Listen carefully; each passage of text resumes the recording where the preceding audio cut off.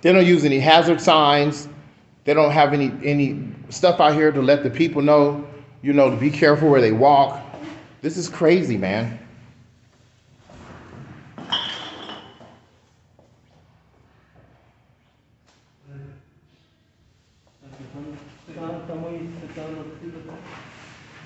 The power is getting cut off constantly because of this Jimmy Rick shit that AHF does. It doesn't have anything to do with you guys. It has to do with AHF.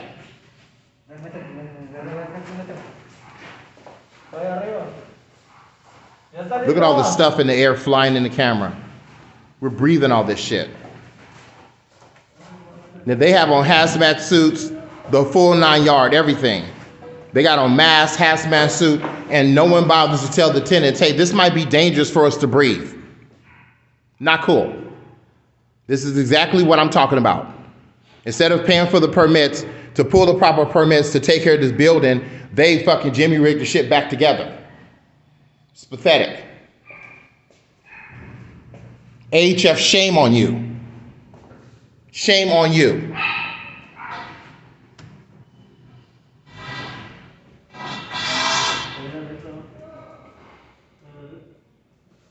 This is the 5th floor. I live on the 4th floor. I called Mark Dyer. He said that it's an emergency. Well, if it's an emergency, how come you guys knew this notice was on this wall on Friday?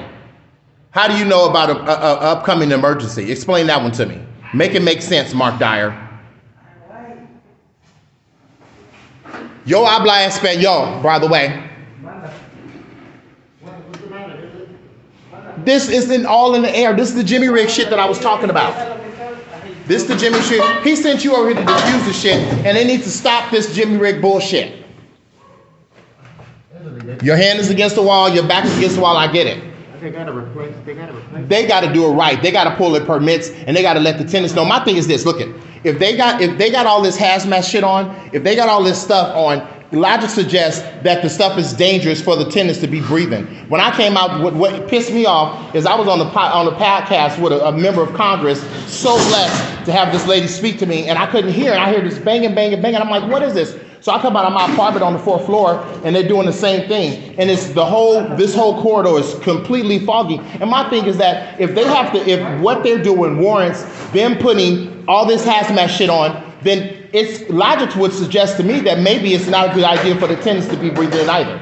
And that's my thing. Me and you both know what's going on. I don't want this to cause us bad blood. I understand that you got a job to do, Dominique, but if Mark Dyer sent you over here as the solution and you're not stopping this from happening, then all I can do is report it to the city. Right. I understand if it's like an emergency, it's an emergency. But like I said yesterday, it can't be an emergency if they posted the water being cut off up today on Friday. So there's no way it could be an emergency. Right, but the work still has to get done. It has to get done. But what I'm trying to convey is that we gotta do things better and do things the right way.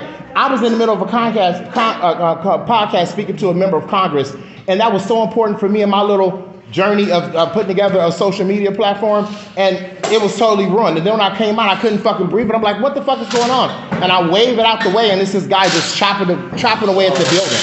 They know these buildings is old. These are historical landmarks, and they got to do this shit the right way. So I think that maybe our informing the residents may have not been as detailed as it should have been. Yeah, they said the water was out. They said the water was going to be off, right? But the internal informing that they do is one thing. But pulling the proper permits, make sure that the government is the city's involved, so that the city can say, okay, if you're going to do these type of repairs, it warrants these type of precautions to make sure that the tenants are protected from inhaling things. That's why they have codes enforcements in place. Let me say something. Okay. We only when you adding new construction are we looking at permits.